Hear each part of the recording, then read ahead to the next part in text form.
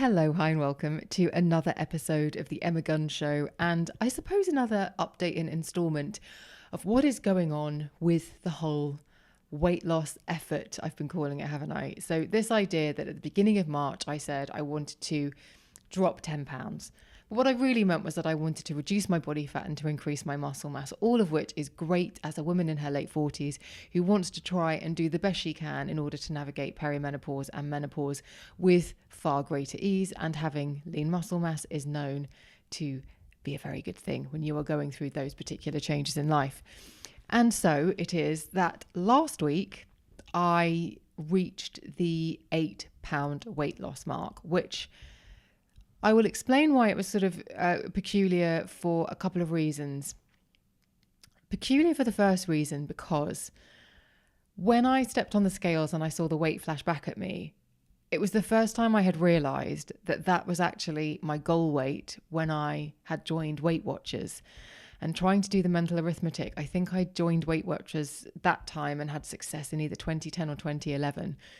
So to suddenly realise that it's sort of peculiar in the sense of, weirdly, I felt, instead of feeling elated or thinking, oh wow, 8 out of 10, like we're nearly there, I thought, oh, we're here again. It had such a negative connotation, if you like, in my mind of that was a weight that had been sort of a goal for when I was in my early 30s, goodness me.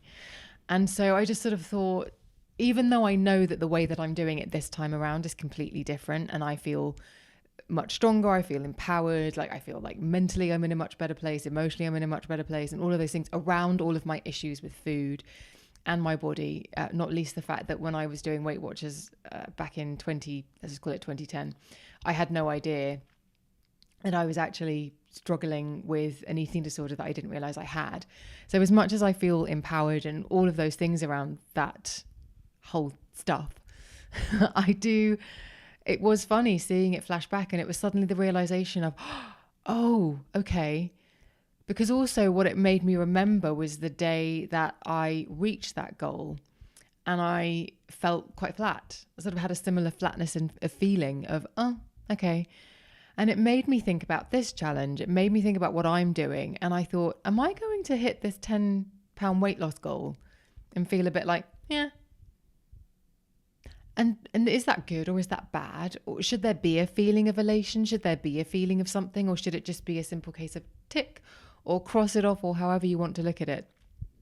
So last week was sort of kind of funny. And then in a twist of fate that I think we will all know that's coming, my weight started to fluctuate because of hormones. What I'm assuming is because of hormones, because I was consistent. And then it was the bank holiday weekend. And so, all bets were off. Not all bets were off. That's a terrible way of describing it. But I just kind of, I am experiencing an absolutely predictable fluctuation in my weight, having been social, having had some alcohol, and having not been as consistent as I have been.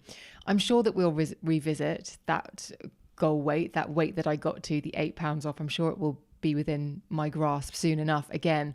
But it was very interesting in that moment, knowing that it's one of those things where on this whole effort, the graph has been going up and down whilst the trend has been downward. And so when I do suddenly hit like a new number, like a new low number, I already have that quite rational conversation with myself in my head that says, so this is the first time you're going to reach it. And it might not be that number on the scale for a good few days, but you know that with consistency, you're probably going to come back and revisit that number again because you are being consistent and because you are doing all the right things. So it has been pretty consistent across this effort that every time I hit a new low number, I will immediately go back up and then I'll go back down. And so it's kind of that, it's riding the wave of this sort of the peaks and trough of the successes, if you like. So last week was peculiar for that reason, in terms of that particular goal weight from so many years ago sort of really hit me in the face. And I thought, wow, okay. It was muddled with this feeling of, I can't believe that we're here again.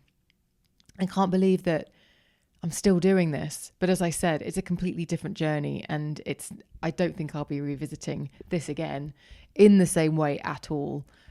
because both times they've been completely different things. Anyway, so that was the thing I wanted to say about that.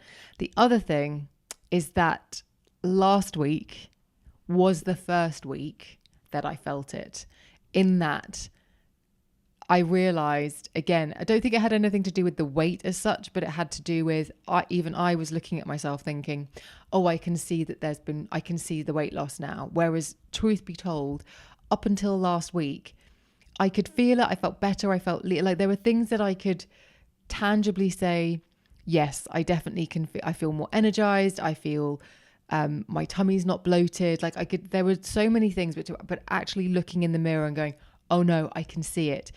That was the last week was the first time that happened.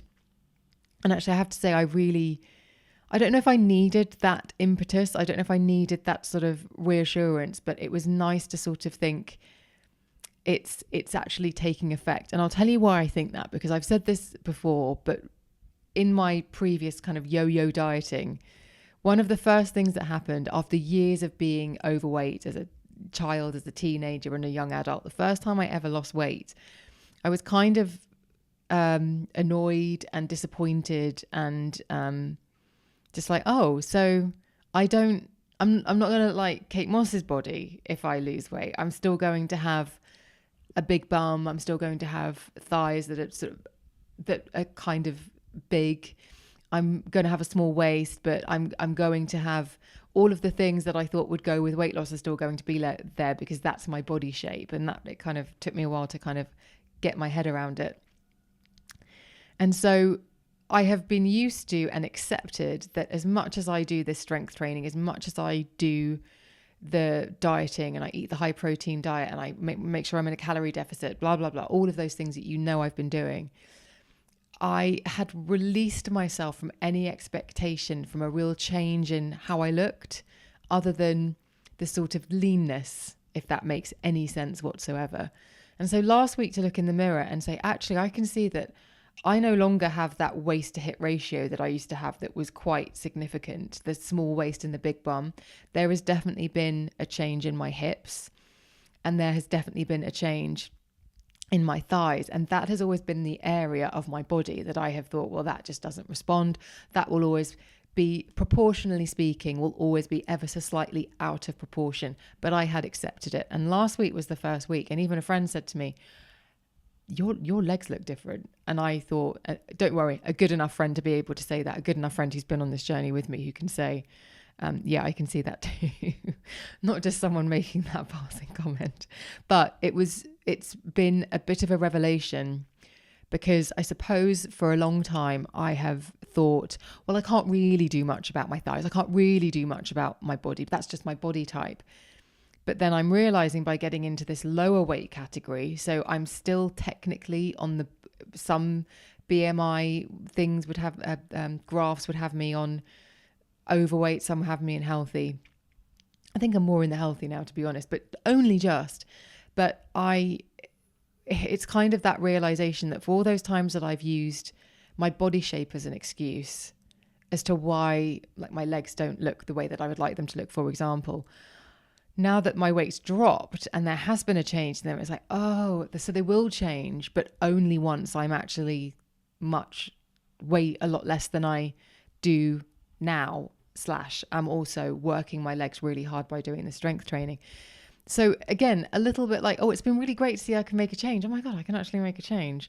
But then also thinking, well, that does mean that this weight is a weight that I want to stay in, and is the weight that I've needed to get into in order to see those changes. You can't spot reduce fat, and any trainer will tell you that. But it's really interesting that I think my body will change, or my body has changed in, like, what are we, over 40 pounds of weight loss now. I've seen massive changes in my body.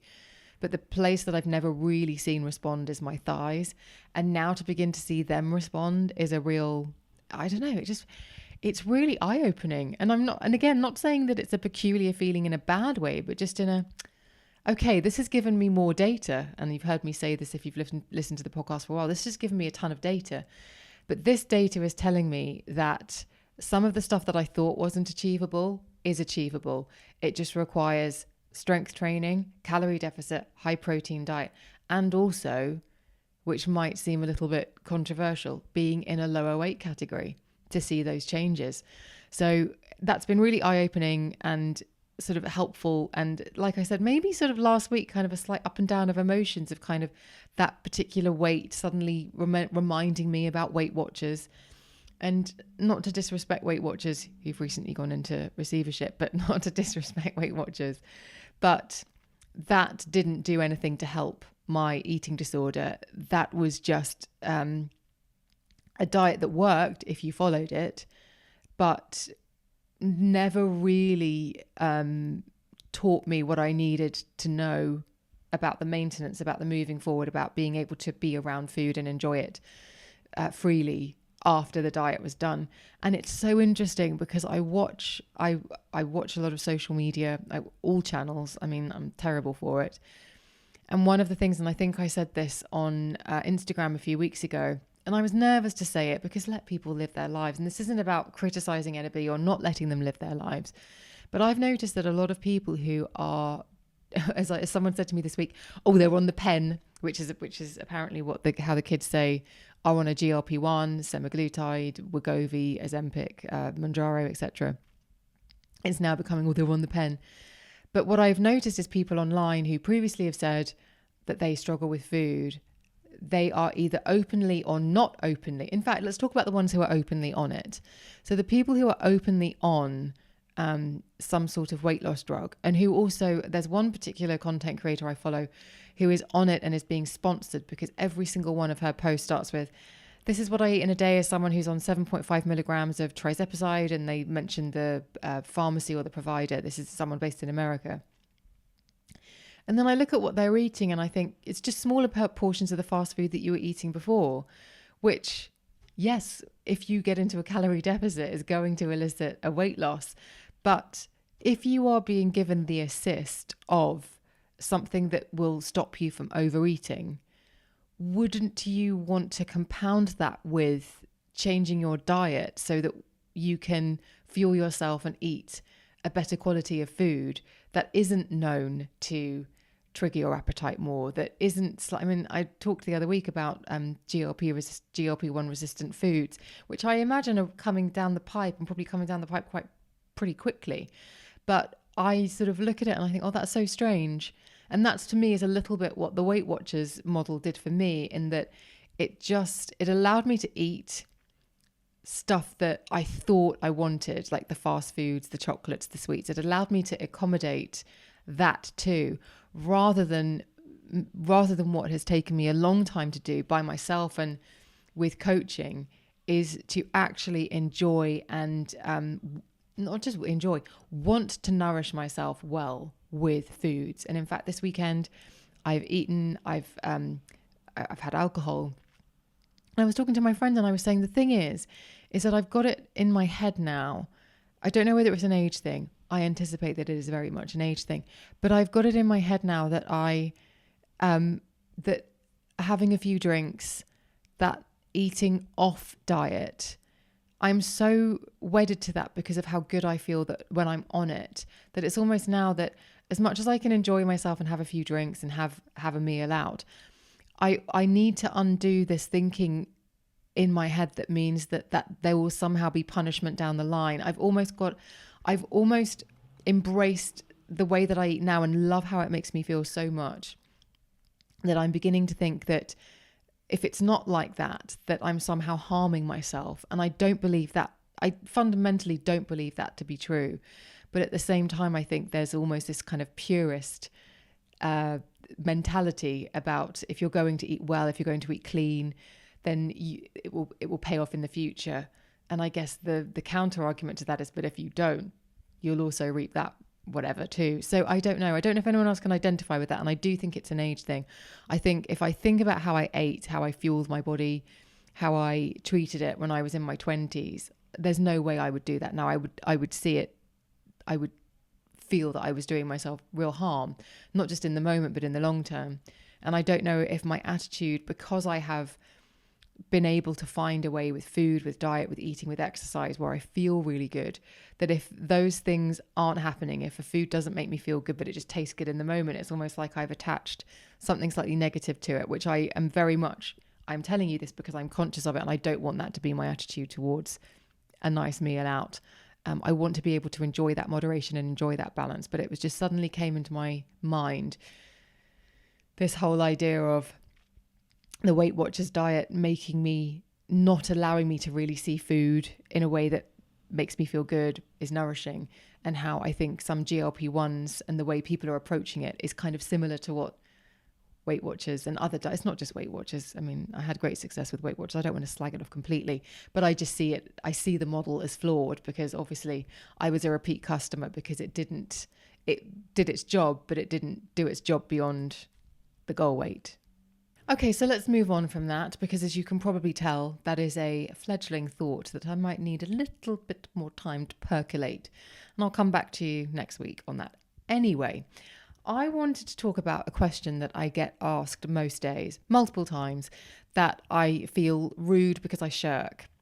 And it is this: if you are following me, if you're following this challenge on Instagram, then you will see that in the morning I do my exercise, I do my workout, and afterwards I say, this is what the workout was like. This is the body parts that it really works. This is why I think it's really good. And here's the link. And if you try it, let me know how you get on. And most days people say to me, what weights do you use? And I'm always a bit like, I don't want to say. And I feel very mean doing that. But I have a good reason. I wanted to talk about that good reason here. So I follow the Caroline Girvan Iron series. And that's what I'm specifically following at the moment, because I work out Monday, Tuesday, Wednesday, Thursday, and Friday. They're very body part specific. There's usually one full body in there somewhere. So, for example, yesterday I did chest and triceps. Today I did posterior chain. Tomorrow is full body. And I think the day after that is either glutes or quads. So each body part and then the full body gets a good, robust working out all week. But there's enough time between each workout for each body part to get the rest that it needs. And I do that because usually it isn't the easiest for me to be able to work out on the weekends. But I mean, I can accommodate that. It's fine. But I aim, my optimal is Monday to Friday. And I share the links and I say what I'm doing. And I have been progressively overloading. Now, I made a mistake with my dumbbells. So progressively overloading is simply that thing of what you did with a lighter weight, you then do with a heavier weight, etc., etc., etc. So I made a mistake with my weights because I started out ages ago with a pair of 5 kilogram weights. And then I got some 3 kilogram weights for sort of the arm exercises that were a little bit too challenging with the 5 kilograms, and also for more Pilates style workouts. And then I bought a set of 10 kilogram weights. So I had 5 kilograms, 10 kilograms, and a 3 kilogram weight dumbbell selection. And the truth is that the 10 kilogram was too big of a jump. So the exercises that I was really competent with the 5 kilograms, I couldn't make that progression easily to the 10. I was either having to give up before the end of a set, and I don't do sets by numbers, I do sets by timer if you follow Caroline Girvan. And I had used them for a little while, and then I just thought, I'm just going to bite the bullet and I'm going to buy some 8s. And that's made all the difference, because some of my upper body I can now do with those. I can now exclusively use my 10s for lower body. It just gives me a little bit more range. But it also means that those exercises that I was comfortable with the 5s, I can then move up to the 8s, etc., etc. But when I watch my videos with Caroline, she will say, these are the weights that I'm using, use it as a guide. So for example, if she's using, and she's much stronger than me, so if she's using a particular weight, I can think, oh, I'll use my 10s for that because that's my heavy weight and she seems to be using her heavy set there. If she's using a lighter pair of weights, I'll think, or basically whatever she's using, if she's using, say, 6s for something, I'll think, oh, I can probably get away with my 5s for those. And if she uses a 4, then I'll think, well, definitely going to be using my 3 for those. So I can gauge based on what I have, what I should be using based on what she's telling me she's using. But I'm not trying to lift the same as Caroline yet. It takes a while. There are certain exercises that I have been able to progress really easily with up to the 8s, and now actually the 8s are too easy. But I am slowly working through my own thing. And so I've always, whenever people say, I'm like, oh, don't go by what I go by and don't do what Caroline does, figure out what presents a challenge to you. Because the whole point of this, the whole point of working out, and I think a really wonderful part of strength training is the part of it where you build that mind muscle connection, where you really think about, actually, I can really feel my muscles being challenged by this, but I can really feel my muscles working. So I don't want to take that away from somebody because they're thinking about this is the weight that someone else uses. And actually this came into sharp focus last week because a couple of people actually did the workouts and then told me what weights they were using, and they were heavier than I was using. And I thought, oh, and it suddenly made me feel a bit rubbish about what I had done, because I thought, oh, should I be stronger? Should I have overloaded a bit more? And it just made me think, this is exactly why you never tell anybody the weights that you're using for specific exercises. I've told you what my dumbbells are, but not what I'm specifically using for certain exercises. And I do think that's important. And I do think I keep harping on about it. And I sometimes worry it makes me seem horribly unhelpful. But the whole point of what I'm doing is about learning that I had agency over how I feel, how I want to look, how strong I am. I can be the architect of that. And I can do that with strength training. I can do it with exercise, and I can do it with a high protein diet. It feels really empowering to be like, these are the decisions I'm making and these are the benefits that I'm getting as a result. Like, that's a really nice thing. But it is made even more joyous and delicious by the fact that it's my own personal journey. It's my own realizations. No one's had to kind of spoon feed me those things. And so I don't want to dull down or numb anyone else's experience of that brilliant feeling of agency and those changes that, you've made and that you're benefiting from by saying to somebody, oh, these are the weights that I use. You should use these. You should absolutely 100% go by what works for you, in the same way that when somebody asked about diet tweaks, like if I put a recipe up on my Instagram and someone says, well, could I use such and such? Like, of course you can. Tweak it to you. This is just what I like and what works for me. But if you want to change the fruit, or if you want to change the type of yogurt, or if you don't like that protein powder, don't do what I do. Go for what you do, because what you do is what you're going to stick to. If you do it and you are consistent with it over time and you see and feel the benefit, that is going to be so much better than any other feeling of thinking, oh yeah, I got this protein powder because someone else told me to take it. You're like, no, I tried this protein powder. I actually really liked it. I can incorporate this into my routine, into my day, into my life, and it works brilliantly. I'm going to keep doing that. And that's those are the pieces of the puzzle. Those are the sort of almost like the rewards. Like, I don't know, I was just thinking in my head, like those badges you get at Girl Guides, brownies. I wasn't a Girl Guide. No, it was a brownie. It wasn't a very good one.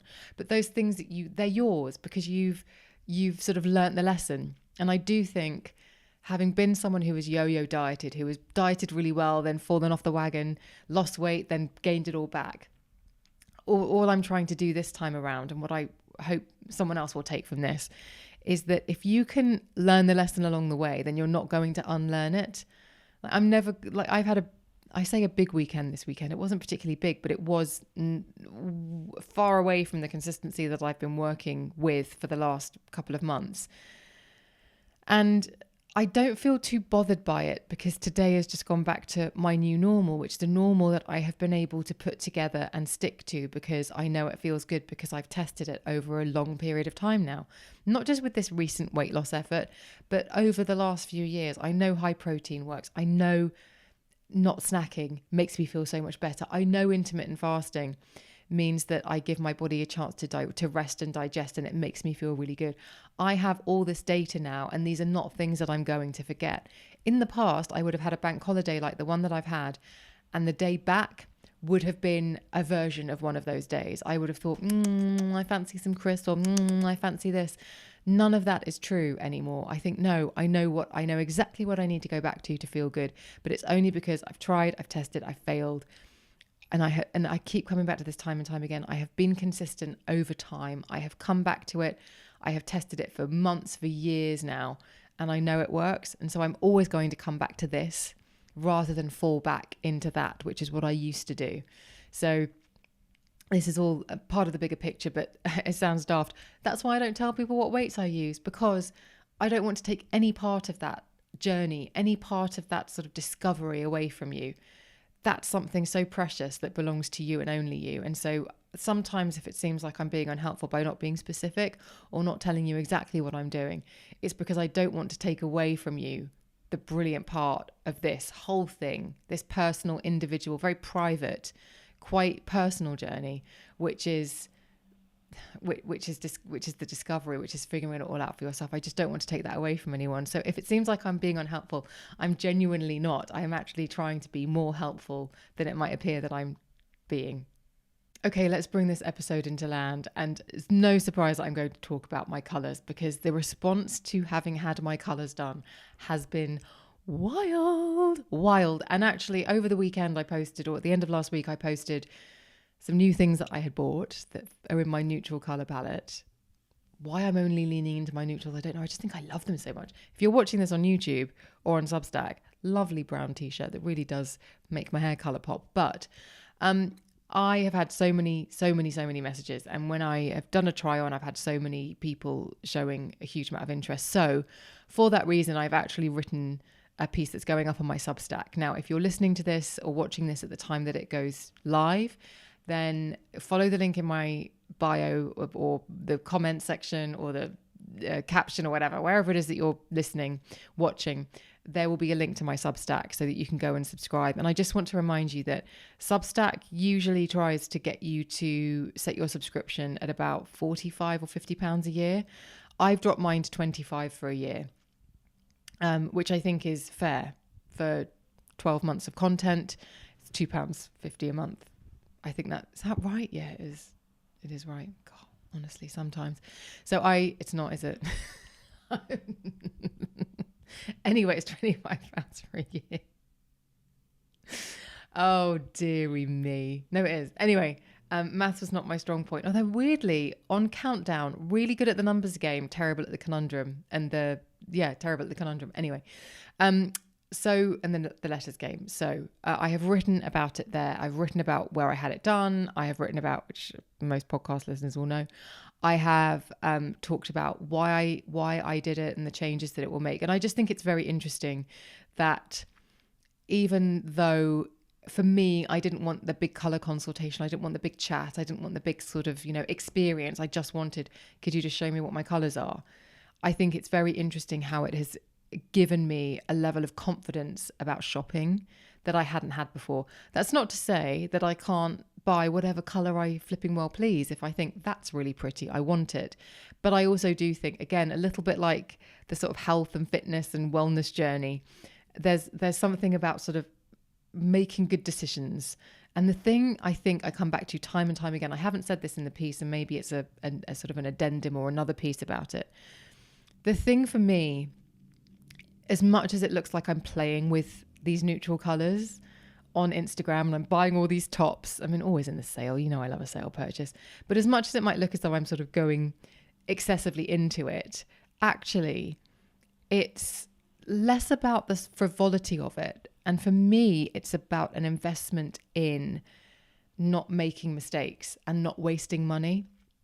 Because I think I said this before, but I had a wardrobe full of white and black clothes that sort of made me feel a bit boring, just felt a bit flat. Like they go with everything and no one's going to say she doesn't have any style. But there was just nothing particularly exciting about what I was dressing myself in. And I wanted to feel, I don't know, something. But I also didn't want to keep buying a black top that I never wore, because when I was opening my wardrobe, I had clothes, but none of them were inspiring. And so I was buying things that were a staple, like a black polo neck. Don't get me wrong, I'm never going to stop wearing black polo necks. But say I was buying a black polo neck or a black t-shirt or a black something or other or a white something or other. But it was just sitting there. Yes, it went with everything, but it didn't really go with me. So I have come back time and time again as I've been thinking about this whole thing about the Colour Me Beautiful or colour analysis or whatever you want to call it. I've been coming back to it thinking, actually, this is about being financially savvy about what I choose to spend my money on when it comes to fashion, because I'm not going to buy a black top because it's a nice shape anymore. I'm going to think, well, actually, what will it go with? Okay, a black polo neck is a classic. I'm not going to not buy that, but you know what I mean? Like, next time I'm out and about and I see something, oh, that's nice, I now have another layer, which is, but is this an investment, or is this just something that is a really nice piece, but you're probably not going to wear very much? Or when you do put it on with a pair of blue jeans or a pair of black jeans, you're going to think, yeah, I look a bit boring.